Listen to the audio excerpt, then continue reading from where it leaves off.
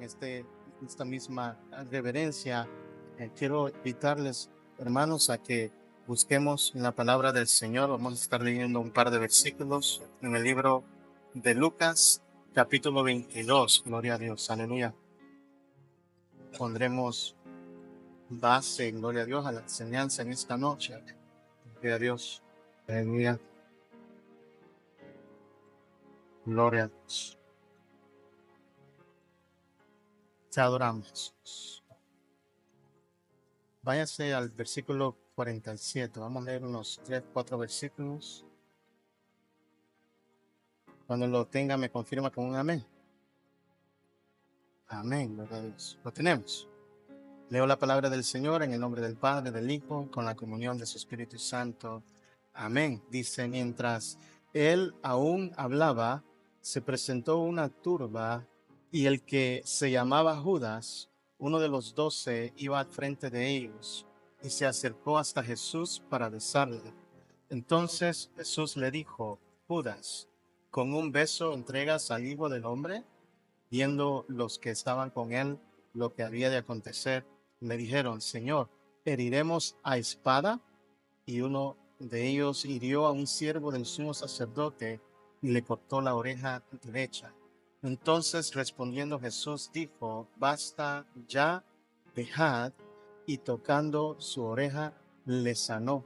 Y Jesús dijo a los principales sacerdotes, a los jefes de la guardia del templo y a los ancianos que habían venido contra él, como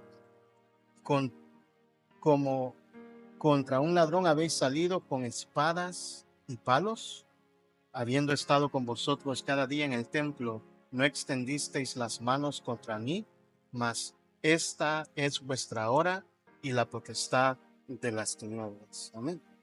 Inclinamos nuestros rostros.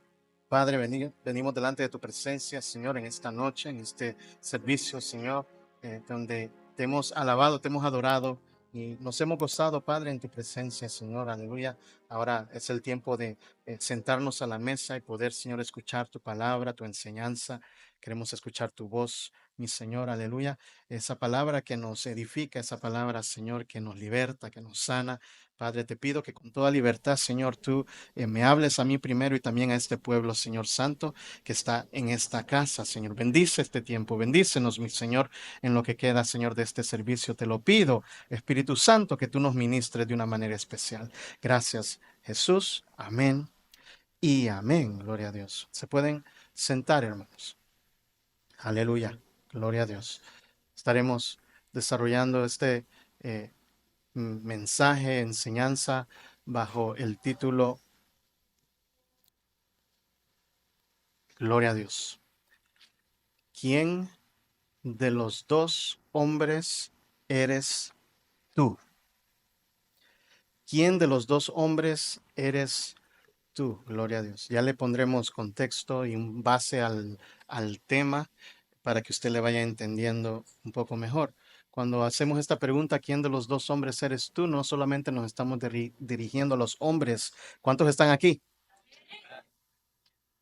Sino que también a las mujeres, también a los niños, jóvenes, juveniles, si están aquí en medio nuestro, adultos, ancianos. La palabra del Señor es para todos.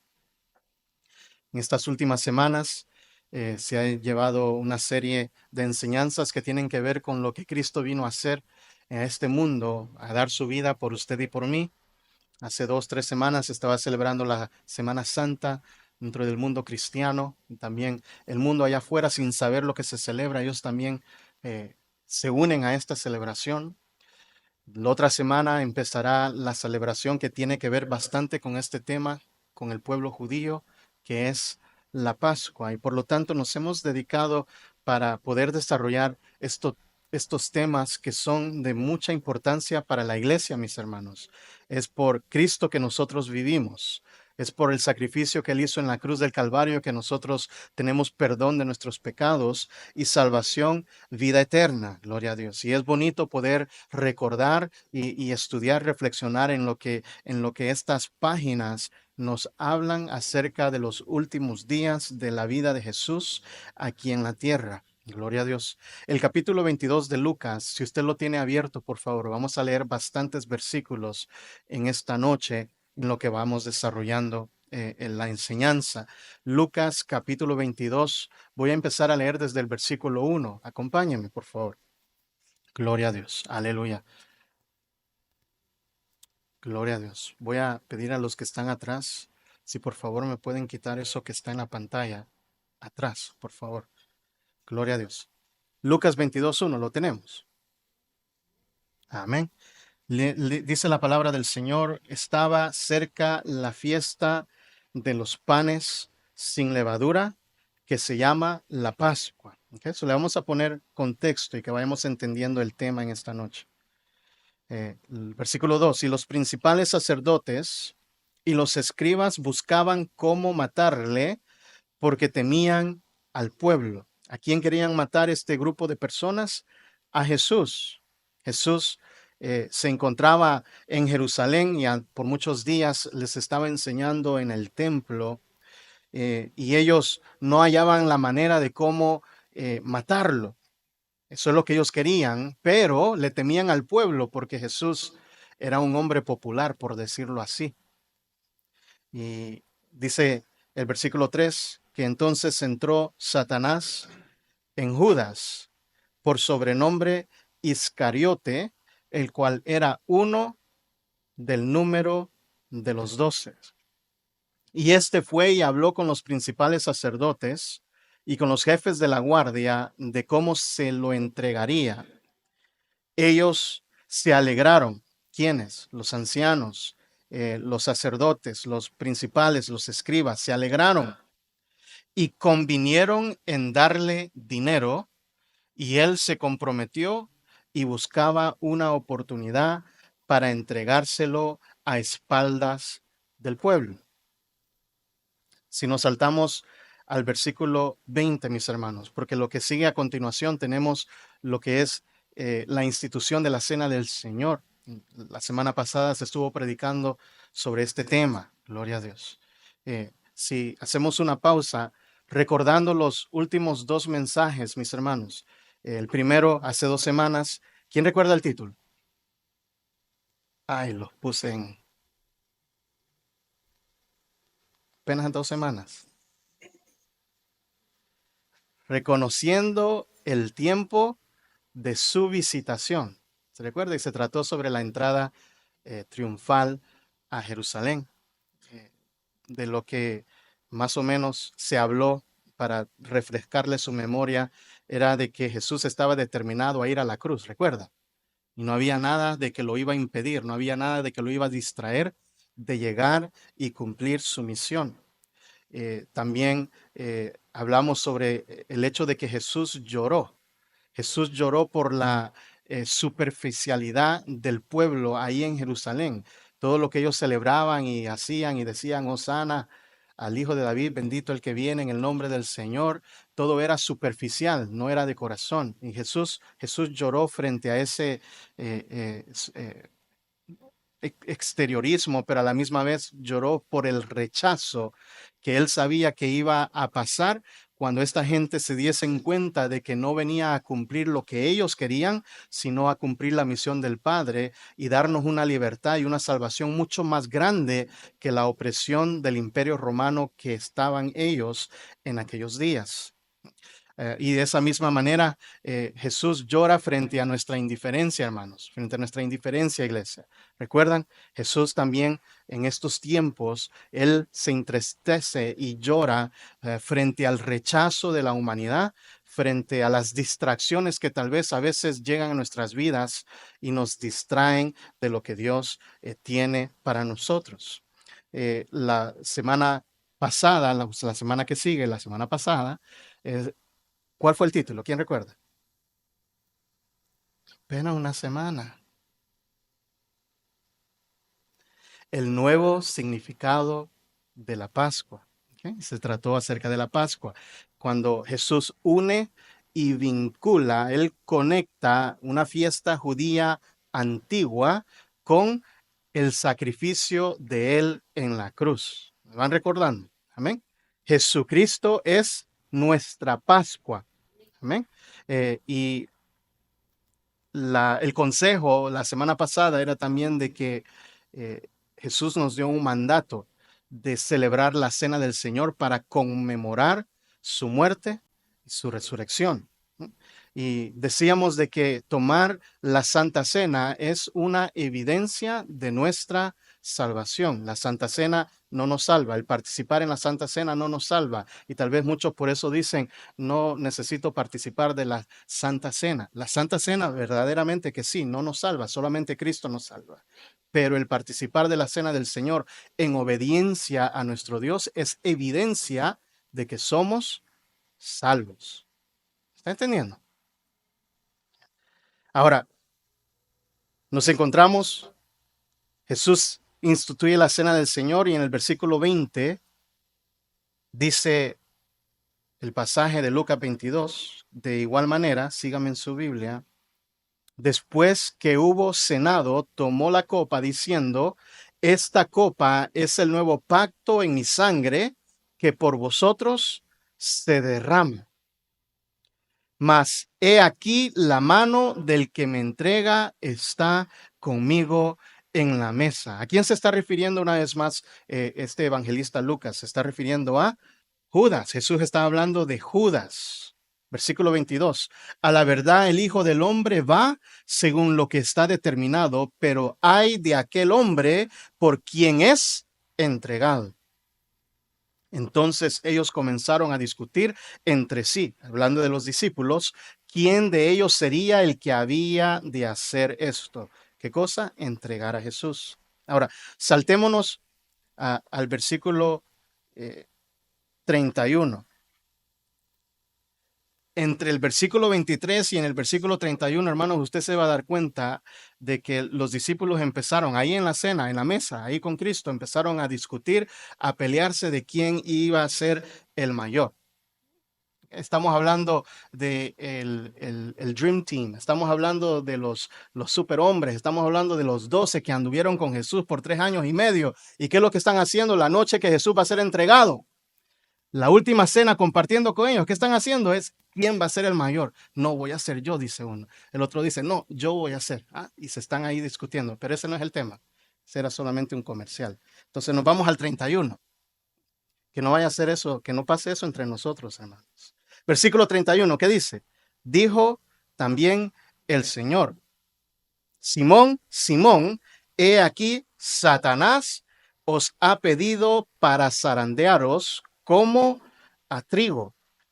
Pero yo he rogado por ti que tu fe no te falte, y tú, una vez vuelto, confirma a tus hermanos. Él le dijo, Señor, dispuesto estoy a ir contigo, no solo a la cárcel, sino también a la muerte. Y él le dijo, Pedro, te digo que el gallo no cantará hoy antes que tú niegues 3 veces que me conoces. ¿Quién vive?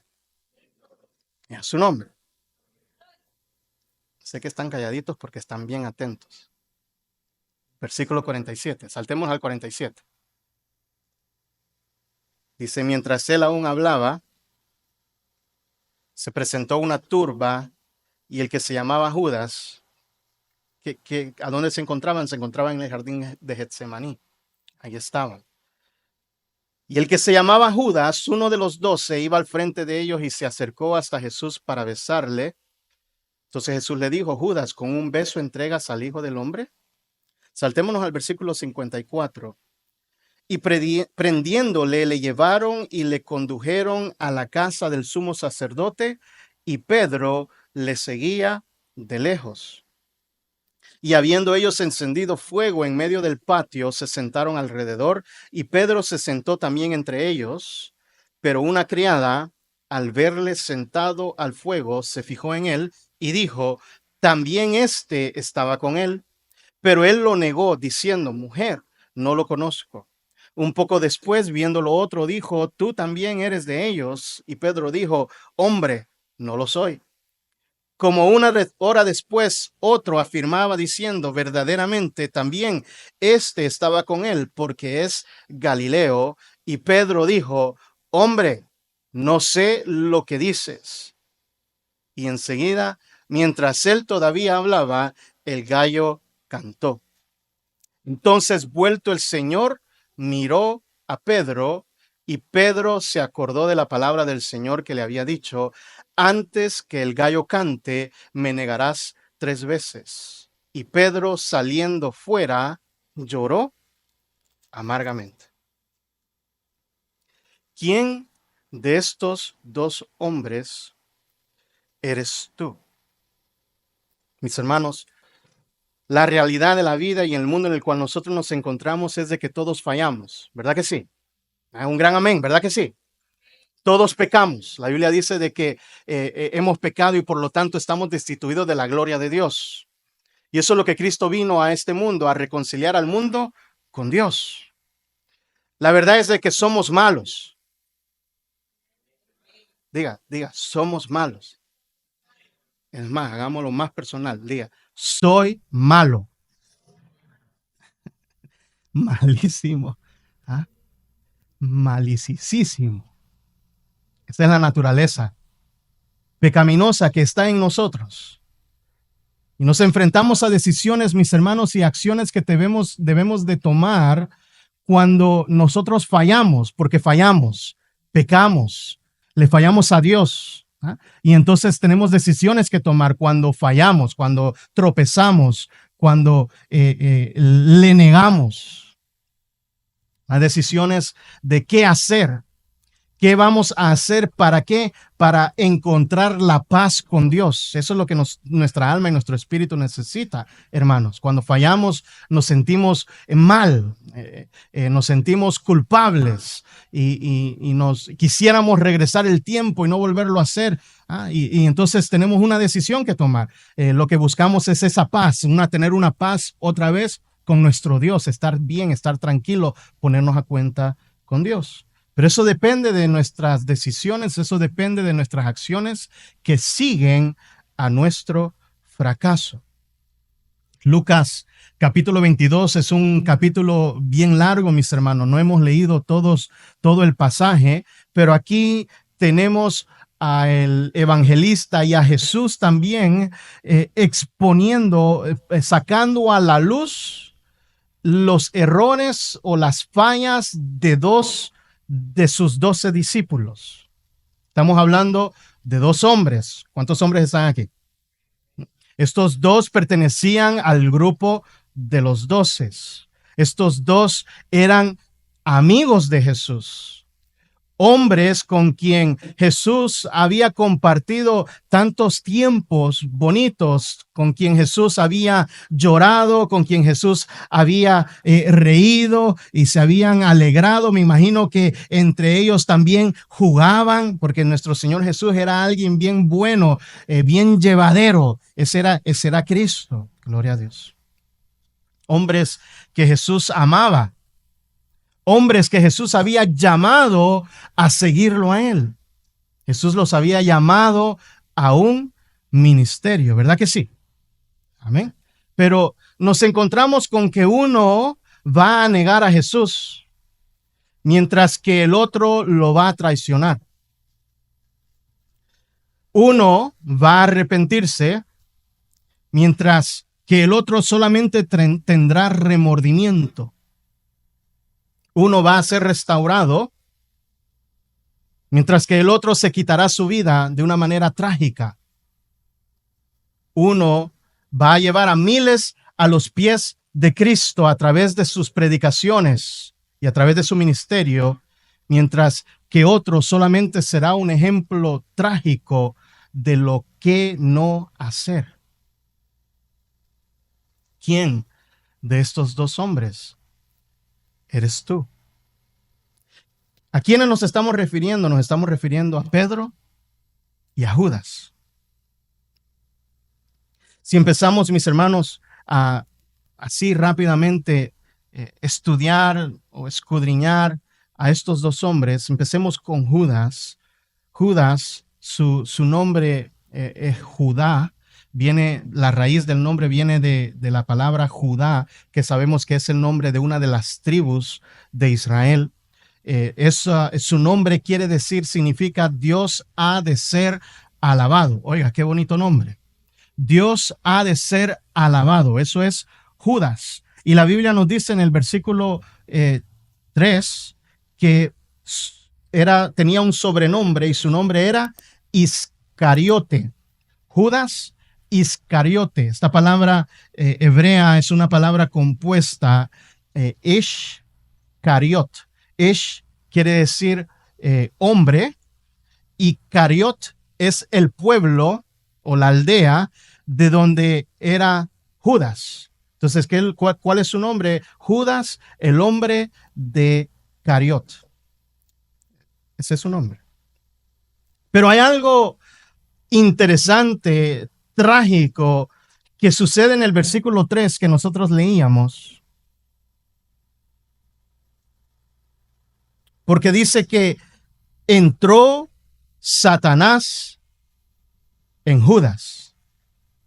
¿Verdad que está ahí? ¿Usted lo leyó conmigo? ¿Verdad que sí? Aunque andaba Judas con Jesús, la Biblia nos dice de que en este instante, en este momento, él fue poseído. ¿Poseído por quién? Por Satanás, que el Señor lo reprenda. Y Judas viene a ser uno de dos hombres que la Biblia nos dice que han de ser poseídos por Satanás. El primero es Judas, aquí lo tenemos, y el segundo va a pasar en el futuro, el anticristo, el hombre inicuo, el hombre de maldad, que también va a ser poseído por el mismo Satanás. Hoy en estos días, los demonios, que son ángeles caídos, siguen en una obra de tinieblas, poseyendo almas para manipularles y alejarles de Dios. Judas, aunque andaba con Jesús, podemos deducir, mis hermanos, y concluir que no era verdadero. Judas no era verdadero. Judas no era creyente de Jesús, del Mesías, del Salvador, que tenía con él y había estado con él 3 años y medio. No puede ser, porque no es posible. No es posible que si él fuese un verdadero discípulo, no es posible de que si él fuese un verdadero creyente, sea poseído por el enemigo. El enemigo, que el Señor lo reprenda, mis hermanos. Él no tiene poder sobre nuestras vidas, sobre nuestras almas. Él puede opresionarnos. Él puede opresionarte, iglesia. Él puede perseguirte. Él puede mentirnos. Él puede tentarnos. Él puede hacernos trampas, pero no puede poseernos si pertenecemos a Cristo. No puede, mis hermanos. Primera de Juan, capítulo 4, versículo 4, nos dice: porque mayor es el que está en vosotros que el que está en el mundo. Amén, hermano. Yo no sé si usted entiende esta palabra. O sea, no es mayor es el que está con vosotros, sino que mayor es el que está en vosotros. ¿A quién es que tenemos nosotros, mis hermanos? A Cristo, a Dios. Amén. Y aquí se está poniendo una diferencia que no la podemos negar, mis hermanos. Hay algo que nos diferencia. Hay algo que diferencia al que tiene a Dios metido adentro y al que está en el mundo. Porque mayor es el que está en vosotros que el que está en el mundo. ¿Y quién es el que está en el mundo? El enemigo, Satanás, que el Señor lo reprenda. Dios es mayor. Amén. Y por lo tanto, Él no puede. Si nosotros les pertenecemos a Dios y tenemos a Dios metido en nosotros, Él no tiene potestad sobre nuestra vida. Gloria a Dios. Pero no podemos, mis hermanos, pasar por desapercibido de que Primera de Pedro, capítulo 5, versículo 8, nos dice, ¿qué es lo que nos dice? Ya lo pusieron en la pantalla. Sed sobrios y velad, porque vuestro adversario, ¿quién? El diablo. ¿Cómo anda? Como león rugiente. ¿A dónde? Alrededor, buscando a quien devorar. Él no tiene potestad a nuestras vidas porque Dios está por dentro. ¿Quién tiene a Dios adentro? Amén. Pero anda alrededor, buscando la oportunidad para devorarnos, para hacernos caer, para alejarnos de Dios. Aleluya. Y por lo tanto, la Biblia nos dice de que seamos sobrios y que velemos, que oremos, que busquemos a Dios. Qué importante es estar cerca de la presencia de Dios. Judas, entonces, mis hermanos, podemos decir de que le abrió la puerta a Satanás. Y tenga cuidado, mis hermanos, porque aunque nuestro Dios es un Dios que respeta, Él no va a imponerse sobre nosotros, sino de que Él espera que nosotros le abramos la puerta y Él entra. El enemigo, mis hermanos, es todo lo contrario. Usted le puede abrir un poquito la ventana y Él viene y la abre toda entera y se mete con muchos más para hacer y destrozar y destruir todo lo que Él quiera. Bendito Dios, tenemos que tener cuidado del enemigo, que el Señor lo reprenda una vez más. Judas le abrió la puerta. ¿Por qué? Porque la Biblia nos dice, no hay necesidad de irnos a esos pasajes. Está en Juan, si no me equivoco, capítulo 12. Y en otros pasajes también tenemos que Judas tenía un amor hacia el dinero. En una ocasión se encontraba Jesús en Betania, en casa de su amigo Lázaro, y tenía dos hermanas que se llamaban Marta y María. Y dice de que ahí estaba Jesús sentado, comiendo, compartiendo con sus amigos, cuando de repente María toma un perfume carísimo y empieza a ungir los pies del maestro con ese perfume, y con su pelo enjuagaba ese ungüento y la casa se llenó de ese olor. Y la Biblia nos dice de que Judas se paró enojado, molesto, y dijo: ¿qué cosa? ¿Qué desperdicio es esto? Este es mi interpretación. ¿Qué desperdicio tan grande? Que eso que vale 300 denarios, mejor lo hubiésemos vendido y darlo a los pobres. Ah, qué santito, ¿verdad? Qué lindo, qué bonito corazón. Pero luego el evangelista nos dice abajo, esto lo decía, ¿por qué? Porque él era un ladrón que robaba del tesoro del ministerio de Jesús. 300 denarios, mis hermanos. Un denario es el salario de un día. Entonces podemos decir de que es un salario de casi un año. Imagínense su salario en un año. Eso es lo que María estaba derramando para ungir los pies de Cristo. Judas, entonces, podemos decir de que tenía un amor hacia el dinero. Tenía amor al dinero y era un ladrón. Tanto así que vendió a Jesús ¿por cuántas piezas de plata, hermanos? Por 30 piezas de plata. 30 piezas de plata, mis hermanos, no es mucho dinero. Eso era lo que costaba, lo que valía comprar un esclavo. 300 piezas de plata es lo que hoy en día equivalería a más o menos $300. Eso no es nada. Pero por $300 vendió al maestro. Judas entonces lo traiciona. Judas, a continuación vemos en lo que hemos leído, lo entrega con un beso que era la señal. ¿Por qué? Porque se encontraba Jesús en el Getsemaní y era de noche, no se podía ver. Y él les dice, esta va a ser la señal: al que yo bese, ese es, prendedle. Esa era la señal. Se acerca Judas y lo besa. Mis hermanos, hay gente que te van a besar en tu cara, pero te apuñalan en tu espalda. Te apuñalan por atrás.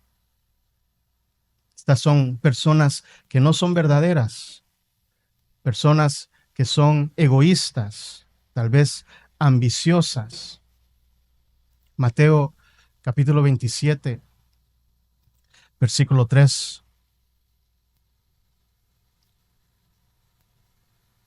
Entonces Judas, el que le había entregado, viendo que era condenado, devolvió arrepentido las 30 piezas de plata a los principales sacerdotes y a los ancianos. Muchas veces Puede ser de que nos comportemos como Judas, mis hermanos, y no solamente le fallemos a Dios, sino que también le fallemos a nuestros hermanos. Quiero recordarles de que la próxima semana estaremos celebrando un culto especial, mis hermanos, una vigilia, y estaremos celebrando la Santa Cena. Es importante y es necesario que participemos de la Santa Cena. Es un mandato de Jesús. En obediencia a Él, nuestro deber es poder ser partícipe de ese evento tan especial, tan bonito, tan maravilloso, poderle darle gracias a Dios y recordar lo que Él hizo por nosotros. Por lo tanto, es menester que nos pongamos a cuentas con Dios y nos pongamos a cuentas con nuestros hermanos. No tenemos excusas, mis hermanos. Decíamos la semana pasada que tenemos el poder en nuestras manos para hacer la diferencia y para ponernos a cuenta y entonces participar de esta tan grande bendición que es compartir la cena del Señor los unos con los otros. Puede ser de que a nosotros se nos besó enfrente en la cara, pero se nos apuñaló por atrás. O puede ser de que nosotros hemos sido lo que hemos besado a alguien. Y usted me entiende estas expresiones y lo que significa esto. Y apuñalarle por atrás. O sea, enfrente de ellos hablamos bien y somos bonitos y amistosos, pero atrás de las personas hablamos mal de ellos y les señalamos y les criticamos. Mis hermanos, eso no es de Dios. Eso no le agrada a Dios. Y es necesario de que nos pongamos de cuenta. ¿De qué estamos hablando? Estamos hablando de qué hacer, qué vamos a actuar, cómo vamos a actuar, qué decisiones vamos a tomar cuando hemos fallado. Cuando le fallamos a nuestro hermano, le hemos fallado a Dios. ¿Usted entiende eso? Judas sintió remordimiento y por lo tanto, él en ese sentimiento de culpabilidad regresa las 30 piezas de plata a los sacerdotes, a los líderes de aquellos días. Pero el remordimiento, mis hermanos, no es arrepentimiento. El remordimiento es parte del proceso. El remordimiento, si lo hemos de definir, es un sentimiento de culpabilidad por algo que ha hecho, pero que no hace nada por arreglar lo que ha hecho. Cuando usted busca la definición en el diccionario, le va a decir de esta manera: remordimiento es sentimiento de culpabilidad por algo que ha hecho. Pero aquí le añadimos nosotros, algo que ha hecho, hizo en el pasado, pero no hace nada por arreglar lo que ha hecho o ponerse a cuenta con el que ha ofendido. Eso es remordimiento. Sentirse mal y estar sabido que hemos hecho mal, pero no actuamos para arreglar la situación. Y eso es normal, que sintamos remordimiento, no solamente cuando le fallamos a Dios, ese sentido de culpabilidad, donde muchas veces nos queremos esconder, no queremos venir a la casa de Dios porque nos sentimos mal, nos sentimos sucios, nos sentimos que no merecemos su perdón y su amor, y ya no hablamos con Él como lo hacíamos antes. Ese es el sentimiento, nos sentimos culpables, pero necesitamos actuar, necesitamos romper eso, necesitamos tomar decisiones y buscar a Dios. Y ahí es donde viene lo que se conoce como el arrepentimiento. Pero eso lo vamos a dejar un poquito más adelante. Este es Judas, mis hermanos. ¿Y cómo terminó Judas? Judas terminó colgándose, pero se rompió la cuerda y él cayó al piso y su cabeza se abrió y así murió Judas. Se suicidó, se quitó la vida. Tanto era el remordimiento que no lo aguantó y decidió quitarse la vida. Ahora, Pedro, mis hermanos, es un hombre que nosotros conocemos tal vez un poco mejor y un poco más que Judas, porque de Judas casi no se habla. Pedro era conocido como Simón. Simón es un nombre hebreo. ¿Qué quiere decir Simón? Simón significa oír o escuchar. Aquel que oye o aquel que escucha. Y cuando estudiaba y me daba cuenta del significado, yo decía, wow, a este Pedro no le pusieron bien el nombre. porque Pedro no era de los que se ponía a oír y a escuchar y a meditar. No, Pedro era de los que hablaba, como que se equivocaron los padres. Pero conocemos la historia donde Jesús viene y le cambia el nombre de Simón a Pedro. Y hemos hablado en las últimas semanas bastantes veces de esta declaración, pero vuelvo y rápidamente se los comparto, mis hermanos, a raíz de que se le cambió el nombre a Pedro, a raíz de una declaración que él hace cuando Jesús pregunta, ¿y quién dice la gente que yo soy? ¿Y quién decís vosotros que soy yo? Y Pedro alza la voz y dice, tú eres el Mesías, tú eres el ungido, tú eres el Cristo. Y entonces me imagino que Pedro, quien en la mayoría de las veces no sabe lo que dice, como lo vimos anoche, se quedó sorprendido. Wow, ¿qué es lo que acabo de decir? Y Jesús, muy bueno, ¿sí? Y entonces Pedro empezó como, ¿a qué les dije yo? Si yo era el mayor, yo soy el mejor de todos ustedes. Me imagino que se volteó a ver a los 11. Y Jesús, viendo eso, para mantenerlo un poco humilde, le dice, Pedro, no te lo reveló carne ni sangre. O sea, Pedro, eso no fue porque tú eres inteligente, eso no vino de ti. Pedro, eso te lo reveló mi Padre que está en los cielos. Eso es el Espíritu Santo quien te lo reveló. Y entonces le dice, ya no te vas a llamar Simón, sino de que ahora te llamarás Pedro. Pedro, Petros en el griego, que quiere decir piedra. Y ahí está a continuación el famoso versículo donde dice que sobre esta roca edificaré mi iglesia y las puertas del Hades no prevalecerán contra ella.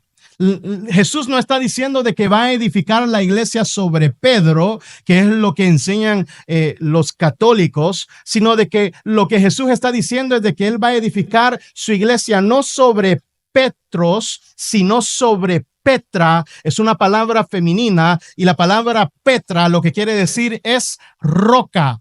Petros es una piedrecita y eso es lo que era Pedro, eso es lo que somos usted y yo. Petra, es una roca y la roca sabemos que es únicamente Jesucristo, nuestro Señor y Salvador. La iglesia no está edificada sobre ningún hombre, mis hermanos, porque nosotros los hombres, y aquí incluimos a las mujeres, aquí nos incluimos a todos, fallamos. Somos malos, nos equivocamos. La iglesia está edificada sobre el fundamento firme que es Cristo. Pero ahí tenemos ahora a Pedro, se le cambia el nombre. Y Pedro es conocido como un discípulo lleno de coraje, courageous, atrevido, bold. ¿Qué más? ¿Qué es Pedro? Pedro es, los hermanos del Instituto Bíblico, si se recuerdan, cuando estábamos estudiando la psicología y las diferentes identidades y calificaciones de que se le da al ser humano, Pedro era un extravertido, un extrovert.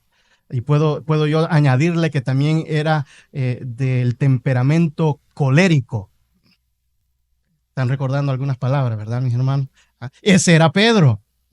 Pedro era de los que hablaba primero y pensaba después. Ese era Pedro. Lucas y Marcos nos dice en una ocasión de que no sabía lo que decía. Después de haber dicho esta tan maravillosa declaración que Jesús era el Cristo, unos días después se encuentra Jesús anunciando su muerte y le dice, me es necesario ir a Jerusalén y padecer y dar mi vida a ser muerto. Y Pedro, le dice, no, Señor Jesús, no vayamos a Jerusalén, que tal cosa no te acontezca. ¿Y qué le dice Jesús a este hombre de que habla sin antes pensar, que dice disparate, que no sabe lo que dice?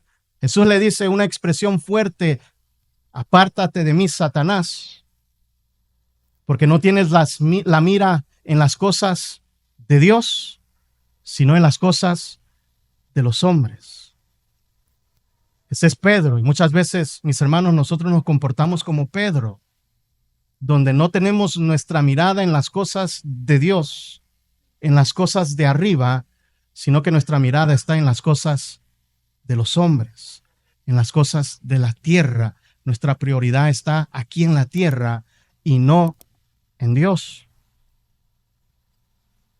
Este era Pedro, hombre valiente.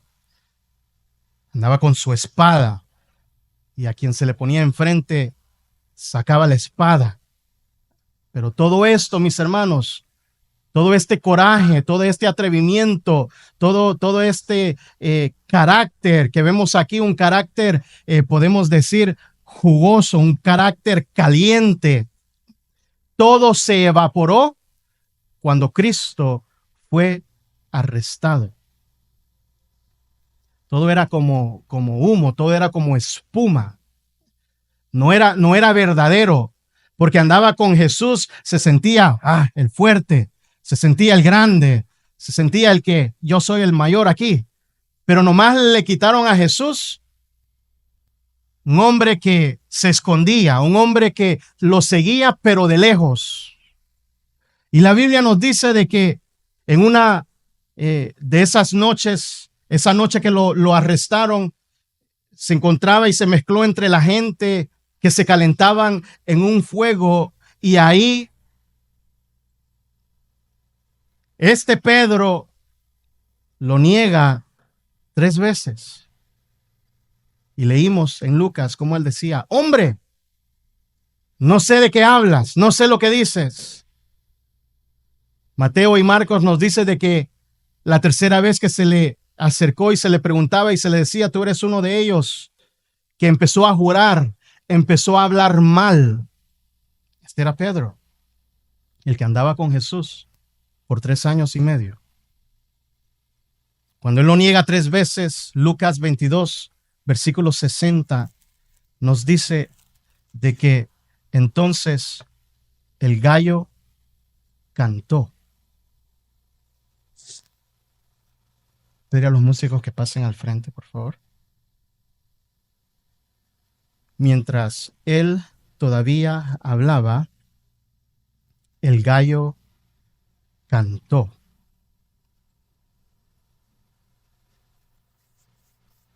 Y cuando el gallo cantó,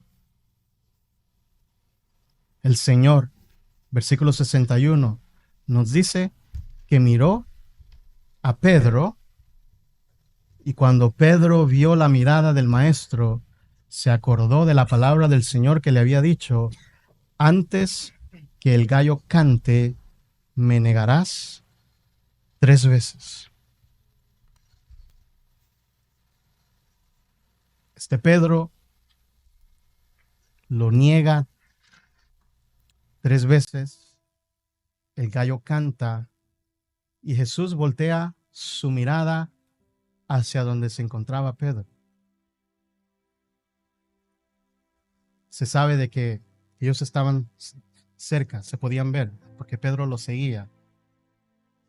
Jesús estaba como en una área exterior donde estaba siendo interrogado, donde estaba siendo juzgado.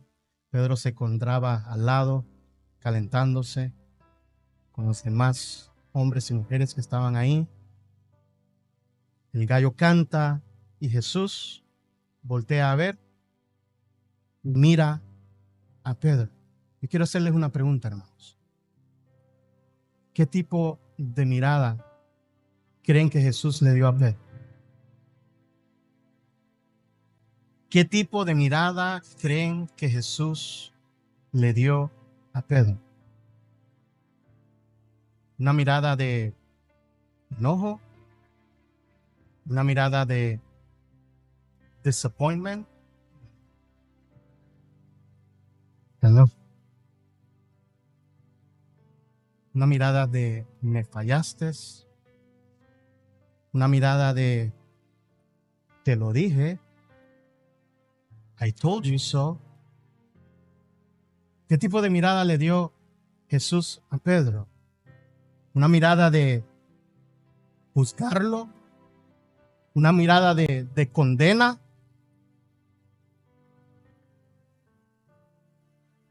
Era una mirada de amor.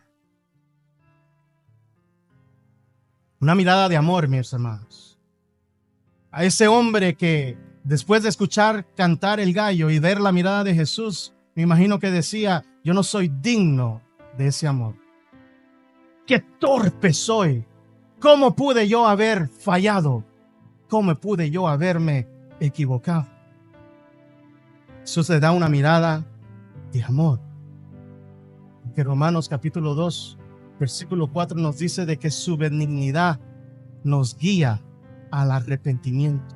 Es la bondad de Dios, mis hermanos. Es su gracia, es su misericordia, es su amor que nos guía al arrepentimiento.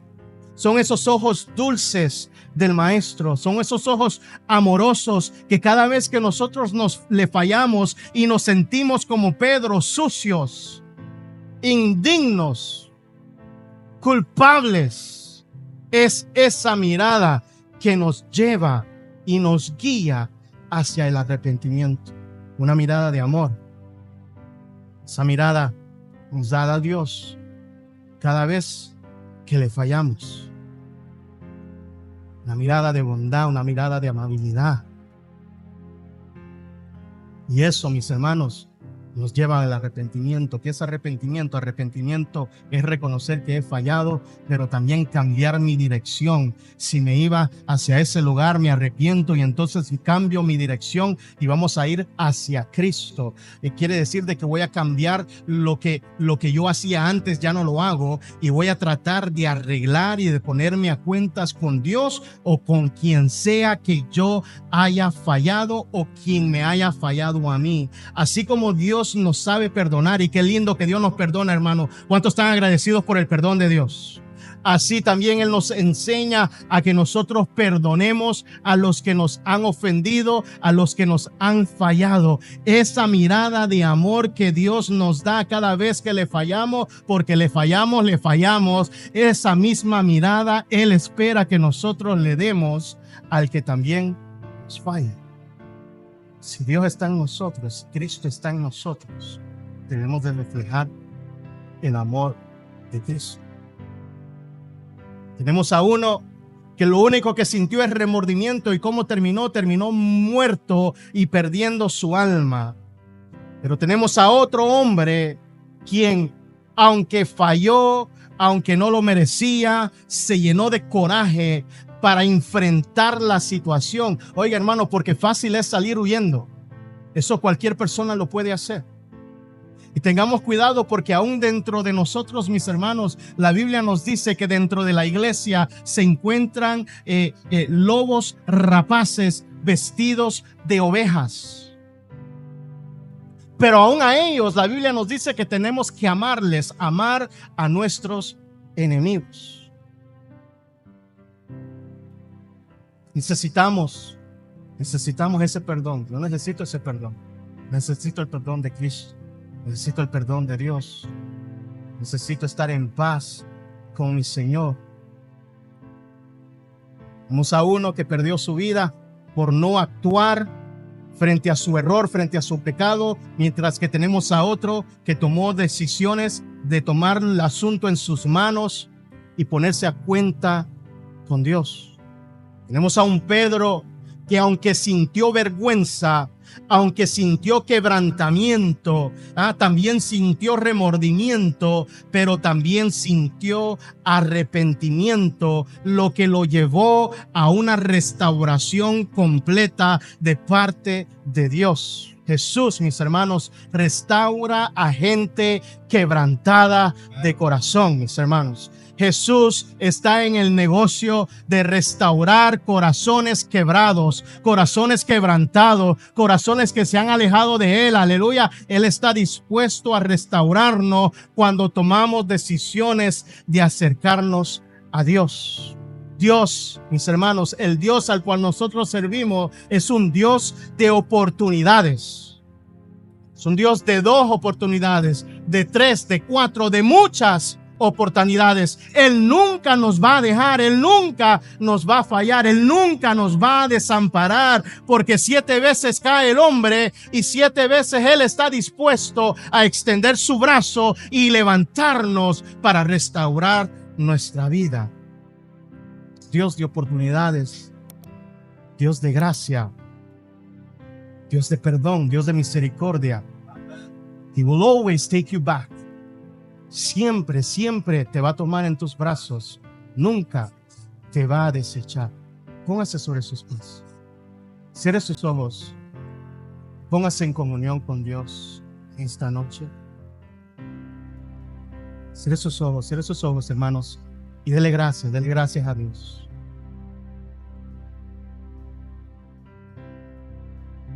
No lo dice la Biblia.